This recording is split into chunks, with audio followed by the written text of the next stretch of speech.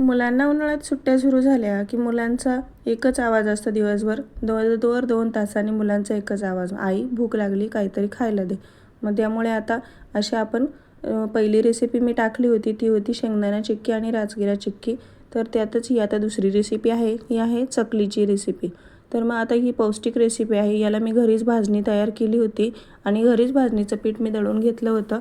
तर त्याची रेसिपी मी शॉर्ट व्हिडिओला टाकलेली आहे किंवा मी लिंक डिस्क्रिप्शनमध्ये देते, ते तुम्ही जाऊन बघा. तर ही चकली खमंग, खुसखुशीत आणि खूपच पौष्टिक अशी चकली तुम्ही मुलांसाठी नक्की बनवून ठेवा आणि डब्यात भरून ठेवा. बघा तुम्ही, मुलांना हा खाऊ खूप आवडेल आणि उन्हाळ्यामध्ये नक्की एन्जॉय करतील. तर ही भाजणीची रेसिपीची लिंक मी तुम्हाला डिस्क्रिप्शनमध्ये देणारच आहे. तर या भाजणीसाठी मी आता इथे 8 वाट्या भाजणी घेतली चकलीसाठी. तर ही सगळी भाजणी मी मोजून घेते, कारण त्यानुसारच आपल्याला पाणी आणि तेलाच्या मोहनाचं प्रमाण कळतं. तर या सगळ्या वाट्या मी मोजून दाखवल्या. तर हे बघा, ही लास्ट वाटी. तर या सगळ्या वाट्यांमध्ये 8 वाट्या इतकं पीठ भरलं आहे. आणि आता हे सगळं पीठ पसरवून घेऊ. त्यानुसार आता आपल्याला त्यामध्ये मोहन घालायला, तर मोहन मी तेलाचं मोहन घातले, शक्यतो तेलाचंच घालायचं. आणि आता तीळ टाकते मी यामध्ये. तीळ सगळ्यात महत्त्वाचे, कारण तिळाला दाताखाली आल्यावर खूप छान लागतं आणि तेवढेच पौष्टिक देखील असतात. त्यानंतर मी चकलीचा मसाला टाकला आहे. ओवा घेतला आहे 2 चमचे, मोठे 2 चमचे ओवा घेतला आहे, तोही हाताला कुस्करून टाकून घेतले हातावर. आणि त्यानंतर मिरची टाकली लाल तिखट आणि मीठ टाकून हे सगळं मिक्स करून घेतलं. आता तुम्हाला बोलली मी 8 वाट्या पीठ घेतलं, तर त्यासाठी मी कंप्लीट 8 वाट्या, मोठ्या पोहे खाण्याचा चमचा असतो त्याने मी 8 वाट्या चमचे तेल घेतलं आहे. तर ह्या तेलामध्ये सुद्धा आपल्याला प्रमाण पाहिजे. जास्तीचं तेल घातलं तर मग चकली जास्तच खुसखुशीत होते, म्हणजे अगदी फसली जाते आणि मग तेल खूप पिते, मग ती नंतर नरम पडते. आणि आता हे तेल कडकडीत गरम झालं आहे, ते मी पिठावर ओतून घेतलं आहे. सुरुवातीला चमच्याने मिक्स करून घ्यायचं, कारण तेल खूप गरम असतं त्यामुळे. नंतर मग हातानेच मिक्स करायचं पीठ. सगळ्या पिठाला तेल चोळून घ्यायचं आहे, म्हणजे सगळीकडे तेल चोळलं गेलं पाहिजे. आणि हे तेल परफेक्ट झालं की नाही ते कसं ओळखायचं, कारण कधी कधी तेल आपल्याला कमी देखील वाटतं. तर त्यासाठी तुम्हाला वाटत असेल एवढ्यासाठी खूप तेल कमी, पण तसं नाही. हे बघा, असा गोळा करून बघायचा आणि तो नंतर लगेच फुटलाही गेला पाहिजे, कारण जास्त जर घट्ट गोळा झाला तर मग ते तेल खूप जास्त असं, तर मग तो लगेच फुटलाही गेला आहे, म्हणजे आपलं पीठ तर मोहन परफेक्ट झालं आहे. त्यानंतर आता मी नेहमी उकड काढून चकली करते. त्या चकलीची रेसिपी देखील चॅनलवर आहे, तुम्ही ती देखील जाऊन बघू शकता. पण आज मी उकड न काढता पाणी गरम केलं आहे पातेल्यामध्ये. आता इथे मी 1.5 तांब्या पाणी घेतलं आहे अंदाजानेच, आणि ते पाणी खूपच कडकडीत गरम केलं आहे, कोमट वगैरे नाही केलं आहे. आणि आता मी ते पिठावर ओतून घेतलं आहे. तेही पाणी खूप गरम असल्यामुळे मी चमच्यानेच मिक्स केलं आहे. आणि आता इथे बघा, हाताने मी सगळं पीठ मळून घेते. सुरुवातीला खूपच गरम असेल पीठ तर तुम्ही लगेच हात टाकू नका, चमच्याने छान मिक्स करून घ्या. आणि मग नंतर थोडं थोडं पाणी टाकून मी इथं पीठ मळून घेतलं आहे. पीठ जास्त सैलसर किंवा जास्त घट्टसर मळायचं नाही, पिठावरच चकली अवलंबून असते. कारण तुम्ही पीठ खूप मऊसूत मळलं, खूपच पातळ मळलं तर मग चकली खूप तेल पिते, आणि खूपच कडक मळलं तर मग चकली खुसखुशीत न होता जास्त कडक होते. त्यामुळे मग असं मीडियम असं पीठ मळायचं आहे. हे बघा, मी सगळं पिठाचा असा उंडा करून घेतला आहे आणि तो पुन्हा एकदा मळून घेते थोडा वेळ. एवढं पाणी उरलं आहे 1.5 तांब्यातून, कारण याला भरपूर पाणी लागलं. आपण जेव्हा उकड काढतो तेव्हा देखील आता आपण जेवढ्या वाट्या पाणी घेतो तेवढ्याच वाट्या पीठ देखील घेतो, तर ती पद्धत आहे. तर आता हे मी पहिल्यांदाच बनवून बघितली.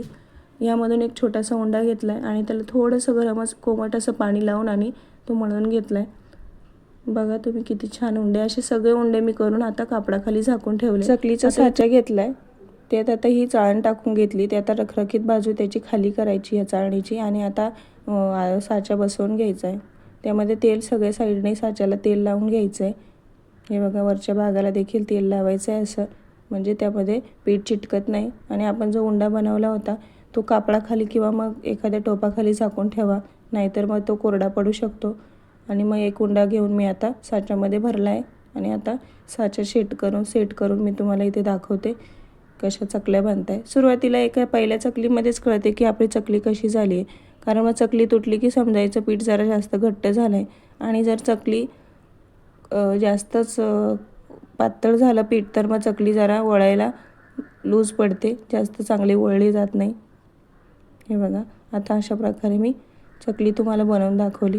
दुसरी देखील आता हे सुरुवातीचं टोक आहे हे असं आतमध्ये वळून घ्यायचं आणि मग नंतर बाकी सगळ्या अशा गोल गोल करून घ्यायचं. हे बघा किती सुंदर चकली झाली आणि पीठही परफेक्ट झालं, यावरूनच कळतं आहे. मी देखील पहिल्यांदाच असं पीठ भिजवून पाणी टाकून पीठ मळून आधी चकली बनवली. शक्यतो मी उकड काढूनच चकल्या बनवते, पण खूप छान झाली. आणि बघा किती काटेरी सुंदर अशी चकली झाली आहे. तुटत पण नाही आहे आणि जास्त लूज पण नाही आहे. म्हटल्यावर आपली चकली परफेक्ट झाली. इथे मी सगळ्या चकल्या बनवून घेतल्या. इथे मी तुम्हाला 2च ताटं दाखवते, पण भरपूर साऱ्या चकल्या झाल्या आपल्या. आणि आता थोडे चकलीचे मी 2 तुकडे तळून बघते तेलामध्ये. तेल परफेक्ट तापलं आहे की नाही, कारण तेल याला मध्यमपेक्षा थोडं जास्त कडक पाहिजे.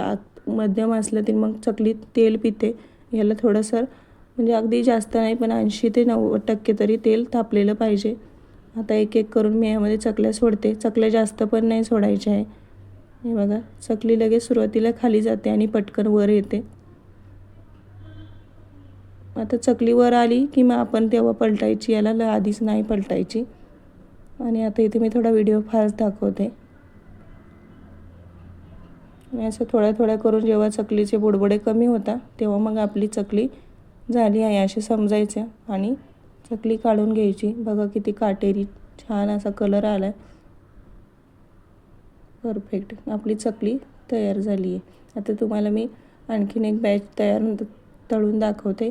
तर ही यामध्ये मी जरा जास्त तळते, कारण कलर मला थोडा हलका वाटत होता. म्हटलं आतून नको नरम राहायला, त्यामुळे मी आता यामध्ये जरा जास्त वेळ तळते.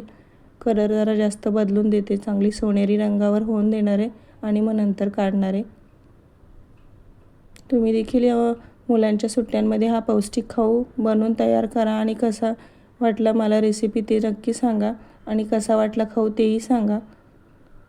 पौष्टिक अशा रेसिपी तुम्हाला अजून पाहिजे असले तर मला कमेंटमध्ये नक्की सांगा. मी अजून अशा रेसिपी तुमच्यासोबत शेअर करेल. हे बघा याचा कलर किती छान डार्क आणि खमंग खुसखुशीत अशी चकली तयार झाली. वास घरभर पसरला आहे. तुम्ही देखील मुलांना ही रेसिपी ट्राय करा आणि अशा इतर पौष्टिक अशा रेसिपीसाठी माझ्या चॅनलला नक्की सबस्क्राईब करा नवीन असाल तर, आणि व्हिडिओला लाईक करा आणि इतरही आयांसोबत हा व्हिडिओ शेअर करा. थँक्यू.